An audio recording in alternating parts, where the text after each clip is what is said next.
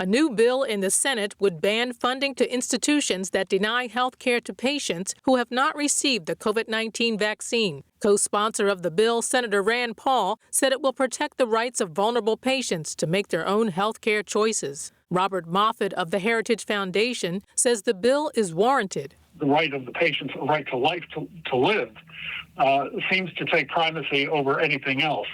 The fundamental question here is whether or not an individual should be denied a life-saving medical procedure because of their concern about a medical intervention that may in fact harm them. The bill was created in response to the growing number of unvaccinated organ transplant patients denied treatment. But the legislation, called the COVID-19 Vaccination Non-Discrimination Act, is intended for all patients who haven't gotten the vaccine. Moffat said patients have a right to treatment, especially if they have a life-threatening condition. The job of a doctor under the traditional Hippocratic Oath, the doctor is a servant of the patient. The doctor's fundamental responsibility is to the patient and to the welfare of the patient before any other consideration. Moffat said hospitals argue that unvaccinated patients incur a high risk that a procedure such as a transplant won't work, and that the number of organs is limited, so they would be reserved for patients who have the best chance of survival.